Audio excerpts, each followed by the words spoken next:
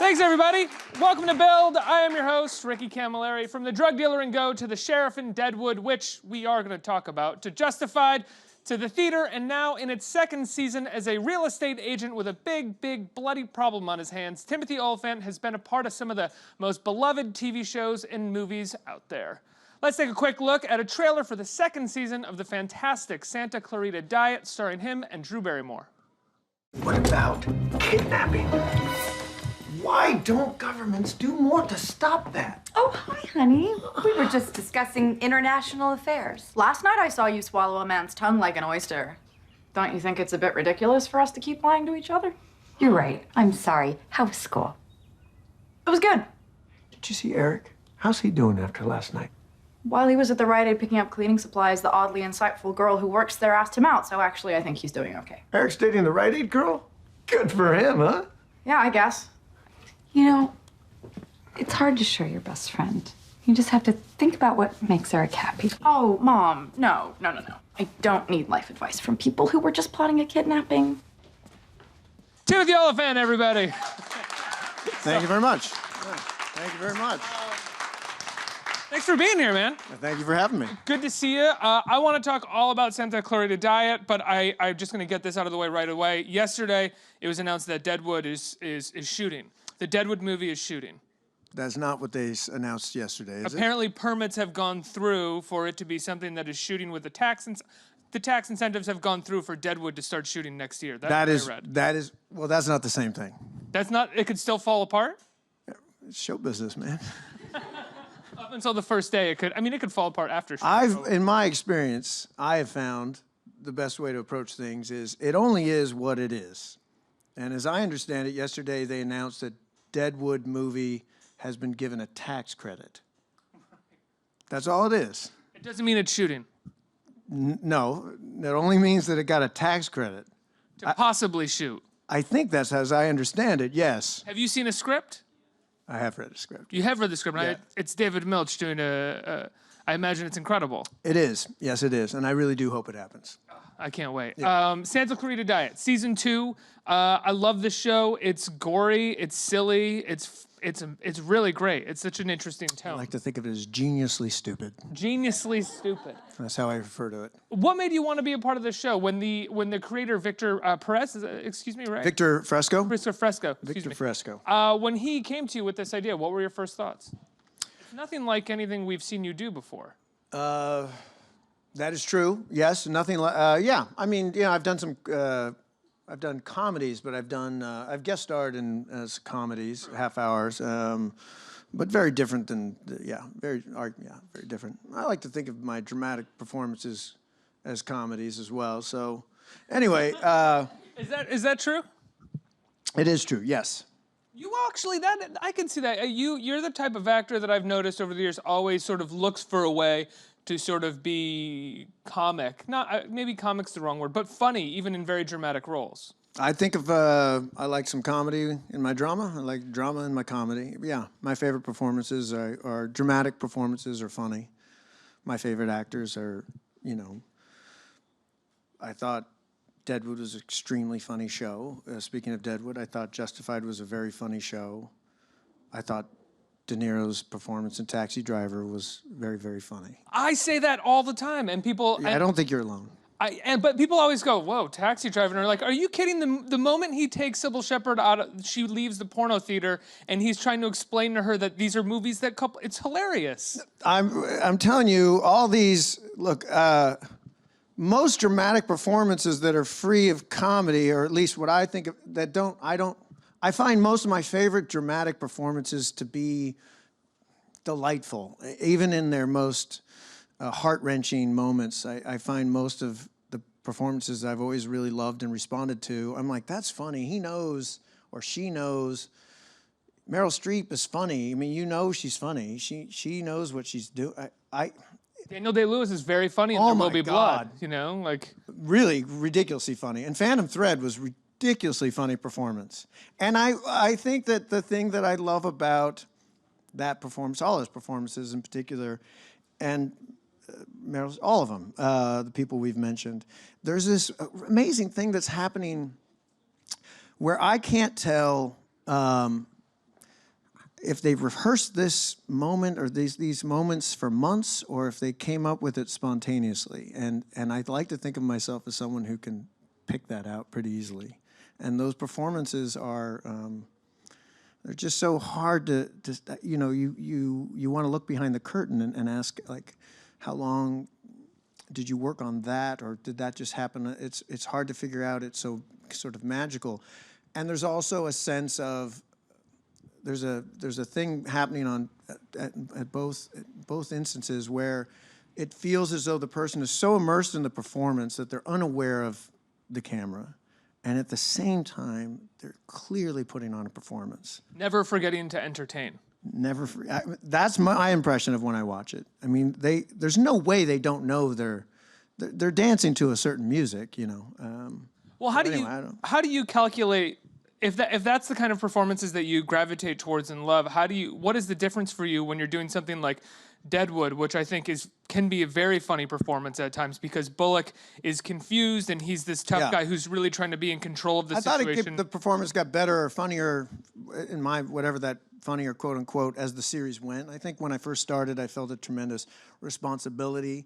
You know, I think it was one of my first, if not the first time it was like a leading role, and you know, there's a certain burden that kind of comes with that. You see it all the time. You see a lot of actors who are very funny and supporting roles and very nuanced and relaxed, and then when they go on to do leading roles, they become really deathly boring. And yeah, you see it a lot, you know. And I just think it's the burden or the responsibility of somehow being like, you know, the guy. But by the time we got to Justified, I mean, I thought of it as we were making a comedy, you know. Yeah. We're being funny, and even if I'm not the character's not, he's deathly serious. I know there's timing, there's comedic timing happening. I know when they call cut. I think that was funny. That worked. Well, I feel like even when an actor is doing their most dramatic performance, you want a sense that the actor is having, for lack of a better word, fun.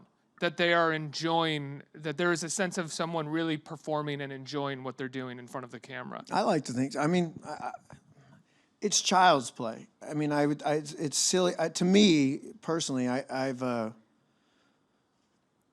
the job is fun when I realize I'm playing a game, you know, when a game is being played. And when I don't feel like I'm playing a game, and, you know, I feel like it starts to fall apart on itself. And so I really don't think, you know, I did the show with you with Kenny Lonergan about 2 years ago. Saw that show twice. I love that show. Thank you. That was a show, I mean, ridiculously dramatic, ridiculously funny, all in once. I remember talking to Kenny, and when he said, no, there's no difference between drama and comedy. There's no difference. And I was just like, wow.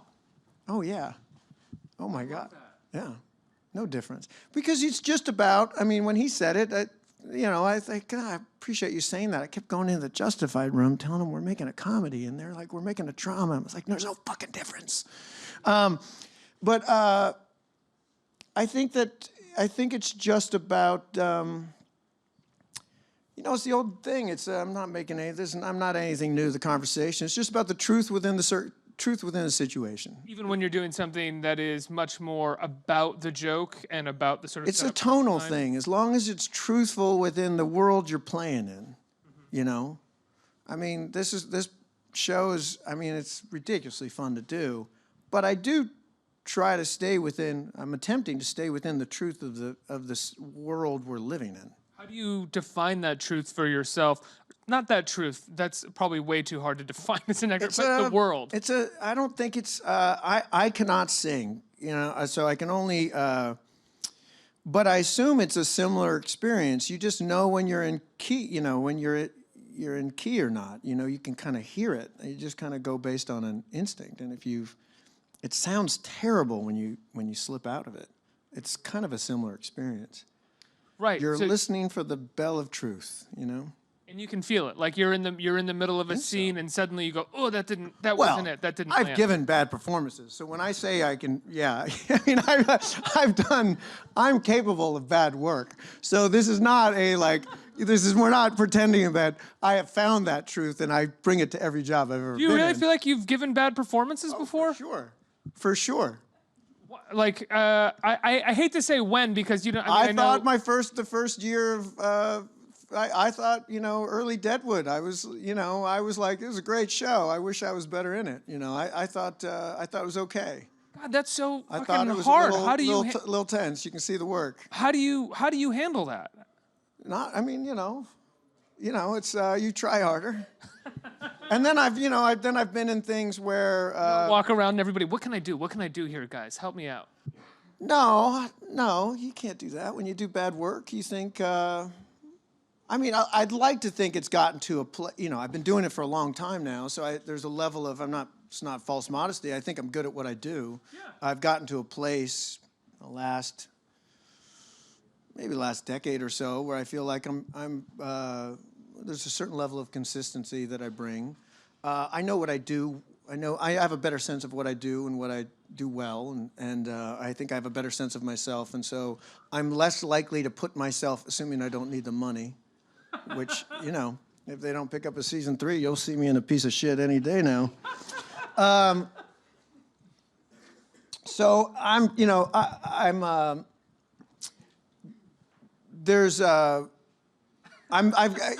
it's true, You're part of the job is, you have to be good at, casting yourself. Mm-hmm. You have to know, the sports analogy is the easiest one for me to think of. It's like playing ball.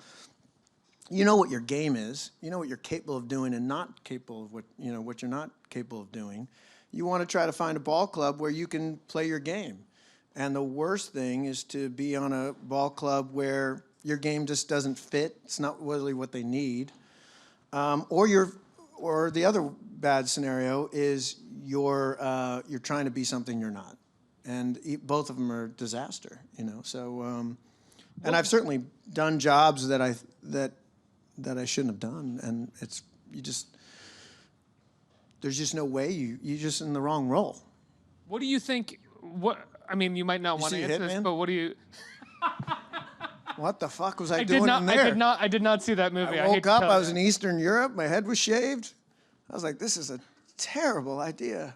How do you get through a shoot doing Too late. Like that? Huh? How do you get through? Well, this is a real question here. How do you get through a shoot if you know on day one that you feel miscast and you shouldn't be there? Because acting still requires a certain amount of believing in yourself and getting over your own embarrassment. I haven't had this. I'm lucky enough to have not. I'm trying to think. I have not had this experience in recent memory.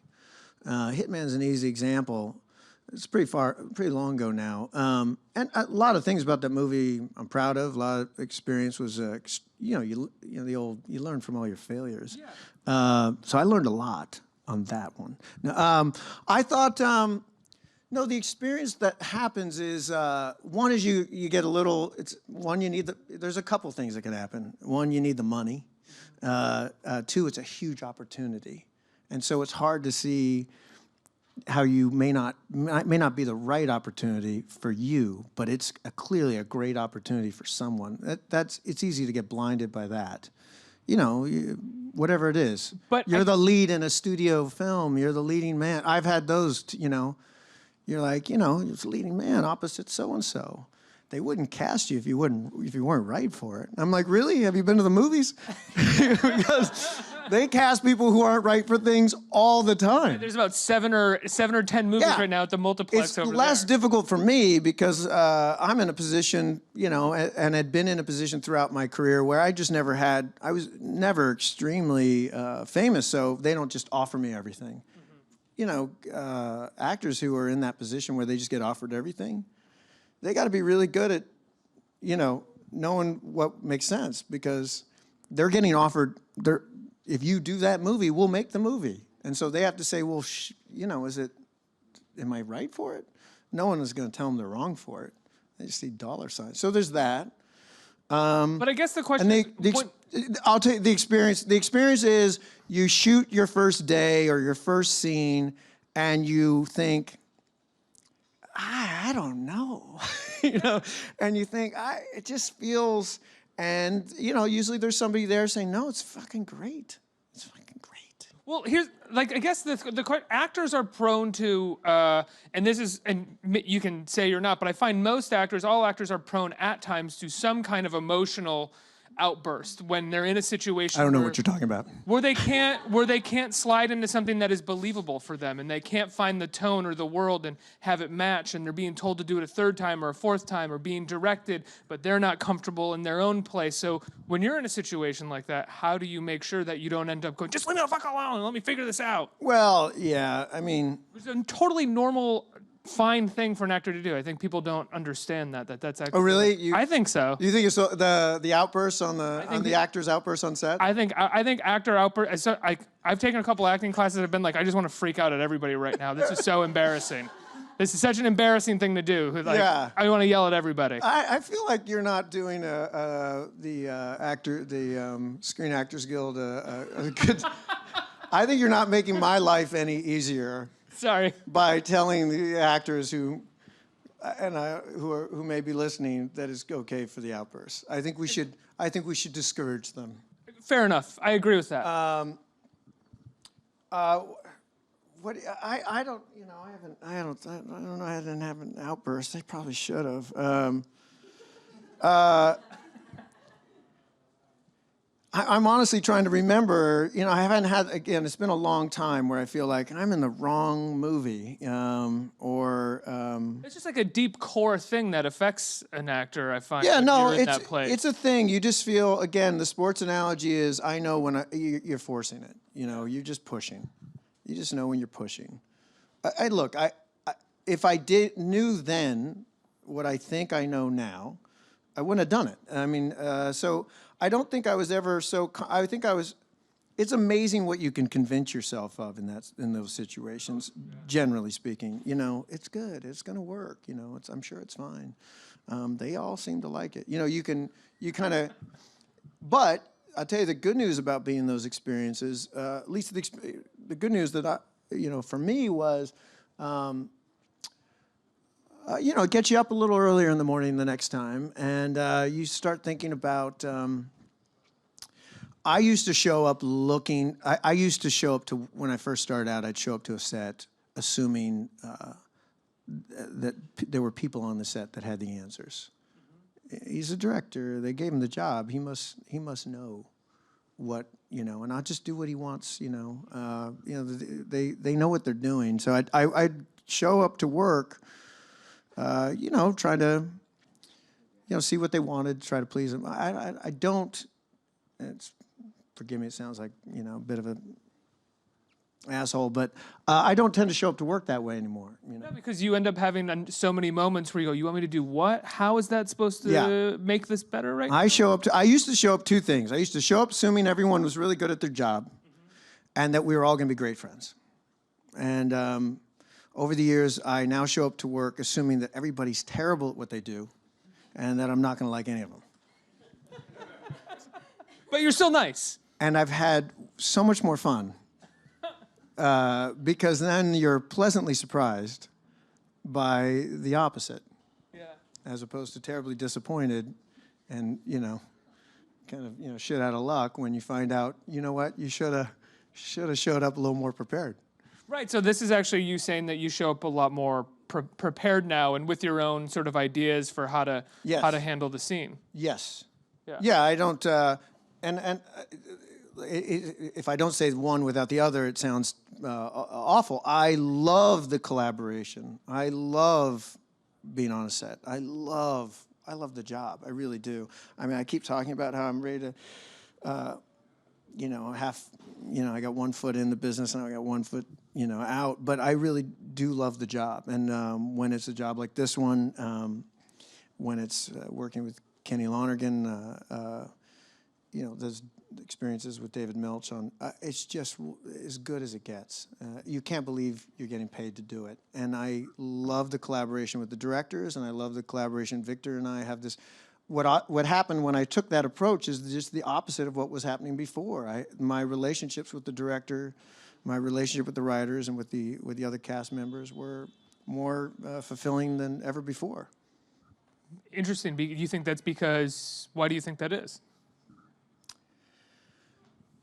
I think that everybody's got the the water's up to their ears, in this thing, and how nice if someone shows up with some ideas of their own. Assuming, look, the only time it sucks is if A, they don't like what you got in mind, and B, if your ideas are like crazy, the director has to be like, no, sorry, you're not going to do that today. Yeah. But I try to think of it as, look, this is what I would do, this is what I would like to do, and if you don't think that's right, tell me, and if that doesn't sound right to me, then you get somebody else. That's fine. I mean, everyone will be happier. Unless I really. Unless I'm in a situation where I'm like, I really just need this job, so however you want me to do it, I'll do it. I've been very lucky to not be in that position a long time, so I tend to go in that way, and the experience has been. My job's more fun now than it was when I started. You said you feel like sometimes you have 1 foot in and 1 foot out. How is that possible? I feel like you have been consistently working either in a TV show or in movies or in theater for going on 15 years now.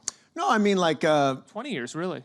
Well, no, I've been very lucky. I've been working consistently for, I've been doing it for a long time. I've been really lucky. I've kind of gotten away with murder. I've been working on great material for a very, very long time. I have very little of the baggage. I'm not extremely famous. It's pretty good, No, I mean, in the last 2 years, I think I've only done this and the play. Right. Yeah. The play's a lot of work, though. I mean, that's really working. It's only 3 months. The show takes 3 months to shoot. So then you're off for 9 months of the year. TV shows used to take 10 months, and then you'd have 2 months off. Now it takes 3 months, and I'm like, shit, I got a whole rest of the year. What do you do? I like to read, walk the dogs, take the kids around school, drive them around. I want to go back to something that you said a few minutes ago about Meryl Streep and Daniel Day-Lewis and the question of whether or not that is spontaneous that you're seeing on camera or how much of that was planned and how much of that they had been really working on. When you're doing something like Santa Clarita Diet, how much of that is you going in and being sort of planning around what you've read in the script and what you're going to bring to the scene, or you and Drew being spontaneous and in the moment and figuring it out? Well, we don't ad-lib, so there's no spontaneity in terms of, I'm going to say something here that's not. It's not that. It's a very specific rhythm that Victor's got, and it's a very specific sort of pace. It's also a very well plotted storyline. So It's you can't really mess around with that. Yeah. So no, I do what I always do. I think one of the things I'm lucky. I like to run lines. I mean, I liked mowing the lawn as a kid. I liked just just going over it by rote. Just there's something very. I don't know why I associate it with mowing the lawn, but it seems very similar. Just sitting there up and back. I like running lines. So. Well, that's how you get comfortable and how you start finding things. That's been my experience. You just run them and just keep running them. I like the doing of it. So. So no, I will. I subscribe to. I will work tirelessly, endlessly on the material. It's a combination of working tirelessly and endlessly, and give as much as you can without overthinking it. Somewhere in there, is where you want to be. You want to be in this place where. I want to be. I don't know what the fuck everybody else is doing, but I don't have any actor friends. Nobody tells me shit. Is that true? You don't hang out with actors? Oh my God, there's no room. There's not enough air in the room. You know what I mean? How do we? And it's not them, by the way. I'm just, I like to say it's them. I mean, come on. You know what's nice about this show? What's that? It's about me. So wrong. It's not true. No, I do have actor friends. It's not entirely true. It's not entirely true. But you know. But you strike me as someone who maybe likes hanging out with writers more. I mean, when I interviewed with Kenny Lonergan, the two of you got along incredibly well. I've always said to my wife, I was like, we have dinner, we have a bunch of people coming over. I'm like, they're all writers. What the fuck what's going on?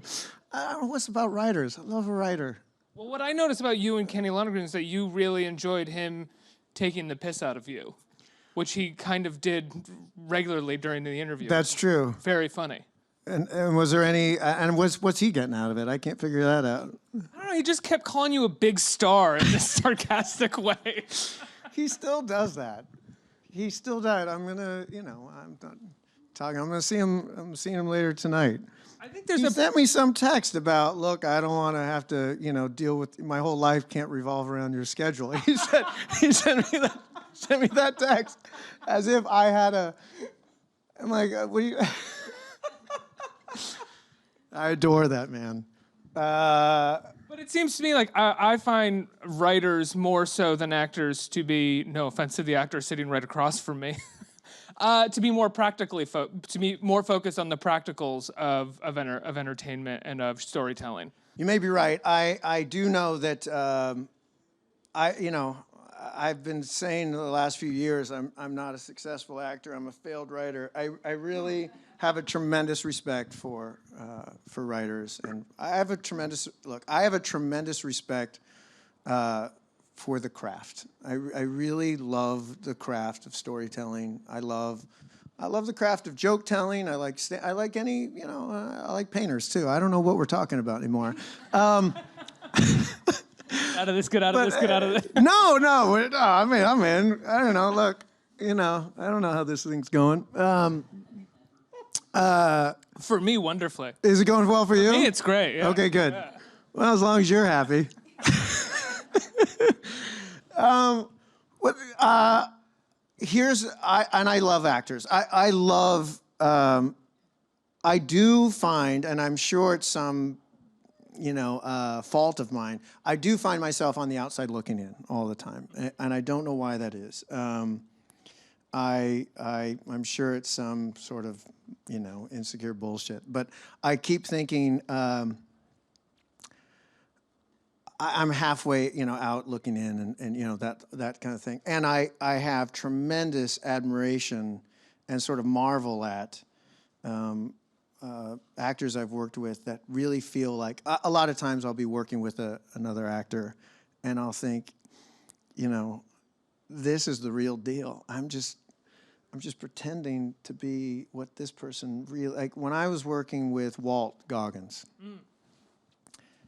I just would be, in the thick of the scene with him and thinking, God damn, he's just so good. I mean,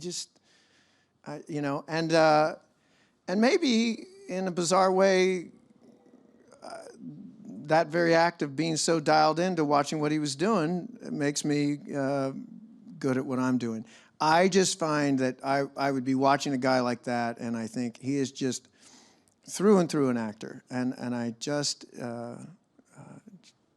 really admire and respect that. It's the slightest breeze, and he feels it.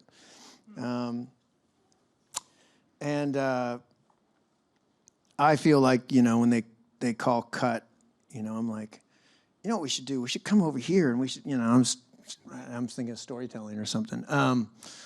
Well, you were a producer on Justified, right? Yeah, but they'll make you a producer if you've done this long enough. You got an agent negotiating that. I had read an interview with Grant Miasto where he said exactly what you said about most actors who get producer credits, and then followed up by saying, but with Tim, it's much different. He's actually very much a part of the show and the storytelling, and comes on days where he's not working. Did he tell you he enjoyed that? I mean, it was in your Wikipedia. What? That's in my Wikipedia? Maybe your manager put it there or something. That's so lovely. Yeah. Well, I would read my Wikipedia page if I knew stuff like that was in there. Another thing that was also in your Wikipedia, you turned down Vin Diesel's role in Fast and Furious. It's just come up a lot lately, I guess because it's in my Wikipedia page. I guess because that's why it's coming up. And because the franchise is worth like, 80 billion or hundreds and hundreds of billions of dollars. Before we Hold get on, to that the number. Fast and the Furious thing, I will say it means the world to me to hear that Graham said that. I weaseled my way into that writer's room, and I loved every minute of it. I think they thought I would get tired and go home, and they didn't realize I loved it. I loved it, and I love being part of that. And I owe him a huge gratitude.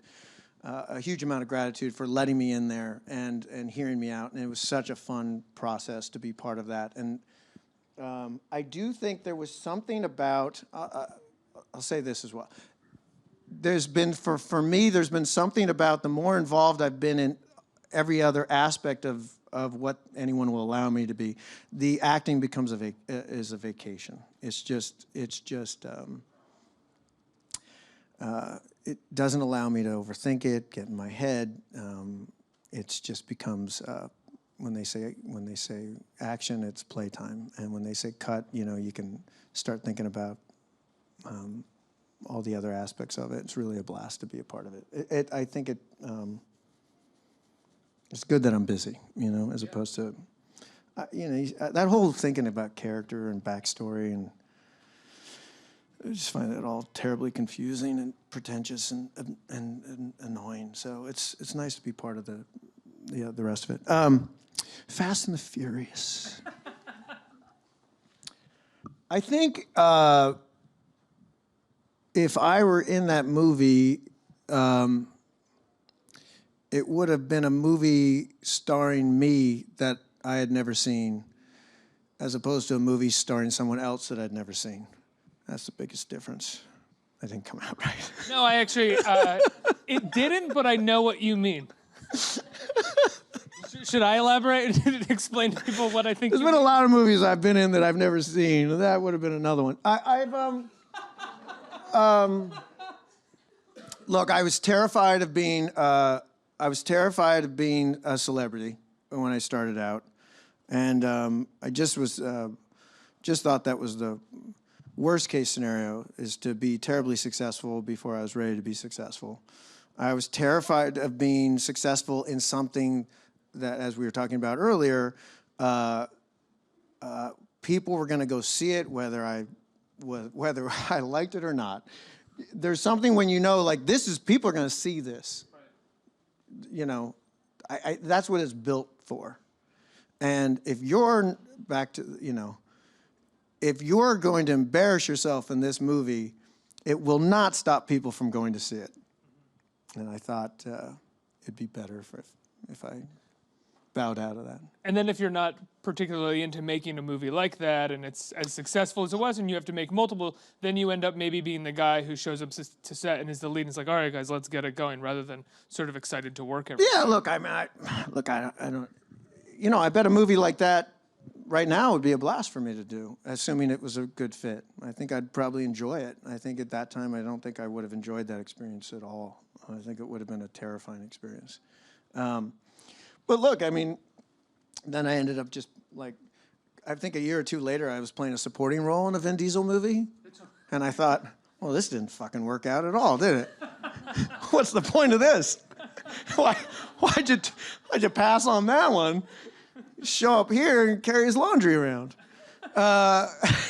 So what are you gonna do? Did he know that you passed or anything? Did he ever bring it up? It never came up. Tim, really missed out. This might be. You might find this. Vin Diesel you might find this shocking, but we didn't really talk much. I just don't think we had a lot in common, he and I. So, we showed up and we did our little scenes and we went home. Anybody in our audience have any questions? Right here. Hi, I'm Nadia. It's nice to meet you. Hi, Nadia. How are you? Good, thank you. My question is in regards to a minor spoiler in your new show for people who haven't seen it. But essentially, a couple of scenes you're talking to a head in a vase. And I was wondering The how head in the vase. Yes. I won't give names away, but No, I think we can talk about that. Nathan Fillion comes Yeah. back. We killed Nathan Fillion in the first episode of season 1. And Victor Fresco, he called me over during the hiatus, said he had this idea of, because they were talking about zombie lore, and he said one of the things you have to kill the brain. And the writers were thinking that over, and they're like, we never, Nathan's character, we just buried him. So he had this idea that we'd dig him back up, and he'd been dead for a couple days and had a lot of time to think about things. so what and I were was you like, that is actually genius. talking to? Like when you were shooting it? When we were shooting, it was like he was not on set. Okay. Yeah, I didn't shoot any of the Nathan Fillion's, which is, I called him and to talk him into doing it. I don't know if he needed talking into, but I called. That's the executive producer. I figured I should call this guy and say, please, come on, man, you got to do this. It's the best idea. And I told him how much I was like, I really want to work with you. And these scenes are this whole idea is fantastic, and it'd be really fun to do these scenes together. And then he agreed to do it and come back, and then we never worked together. I shot all my scenes.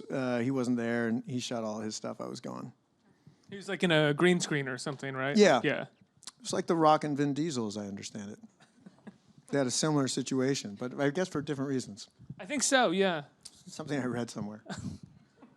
Because someone's head was going to get cut off. They didn't do that. Next question. Hi, I'm Lauren. Hey. I was wondering what your favorite project you've ever done has been. Oh, that's a good question. I have a list. There's so many. It wouldn't be. I wouldn't give you a favorite. I've had the incredible. I've been very lucky. I've been a part of some really, really special projects. Go. Sorry. That was. Right out of the gates. There's an example of a movie where when you read it, you're like, wait, this feels like I can fit in this fucker, and I think I know what to do here. Early on, that's every now and then there's one where you're like, wait, I think I got this. Just give me a little room. I think I got this. And that's a great feeling. It was a very solid, I think, underrated movie from that period of time that really holds up. Yeah, thank you. I was very proud of it. I was very proud to be a part of it. And I really enjoyed everybody and enjoyed that experience. And the kind of experience that when that movie came out, we went to the Sundance Film Festival in like 99 or something like that. And the reception we got at that festival, we all thought we were going to be, rock stars. It didn't happen, but I thought at the time, like, this movie's going to be huge. And we all thought, all of us, I remember sitting there with, at the premiere with, Scott Wolf and Katie Holmes, and we're like, this is going to be huge. And I thought, well, all right, because, that's a good way to be introduced to, look, this is amazing, this is a great movie, it's great writing, great direct, everything about it, you're so proud of it. You're like, hey, if this thing takes off, great.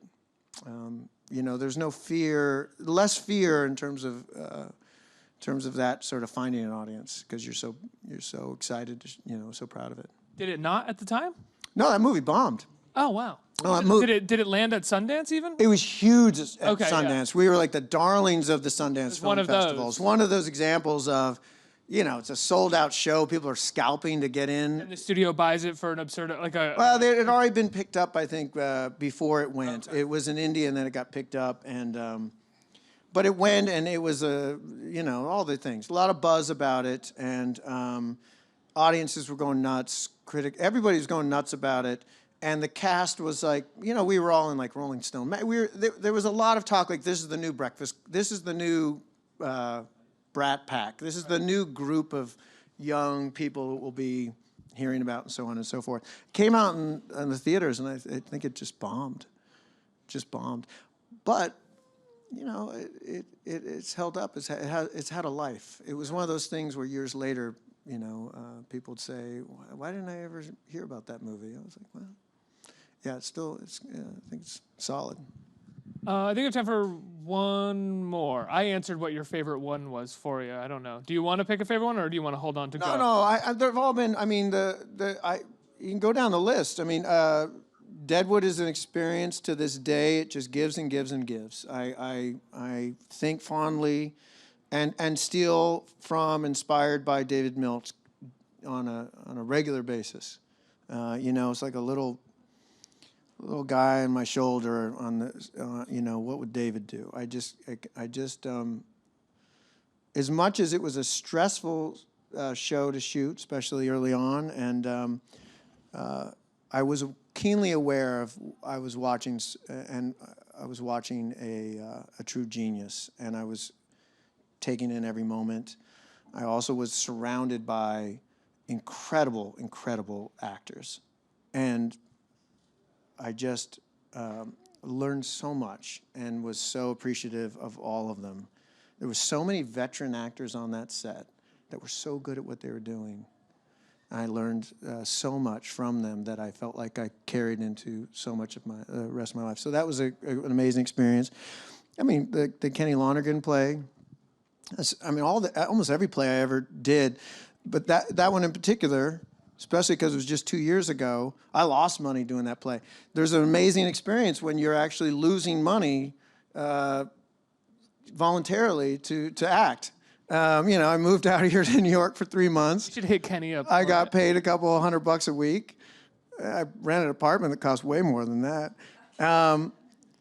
You always say, "Oh, this is one of those jobs you do for free." I know I was doing it for free. I was just paying to do it. I was having the best time. Again, those moments where you can just, I would tell Kenny, "Look, man, I will just follow you around, just soaking up everything." And I just loved it. I loved everything about that experience. I really enjoy the hell out of this show. This is a show, usually after 2-3 seasons of something, I want out. I'm like, we've done it. Let's go. Let's wrap it. I'd do this one it's just it's easy peasy. It's just a blast. And Victor's a class act. So this is really, really high up there on the list of great gigs. One more. What do we got? We're taking our last question from an online viewer. So Luke says, season 2 ended with so many possibilities. Is there something you're hoping your character gets to do in season 3? I hope there is a season 3. That we start there. The good news is Victor and the writers are already been working. They've been at work for at least a month and a half or so. And Victor and I've been meeting with him once a week. I do feel like this is potentially one of those jobs that just gets better and better as it goes.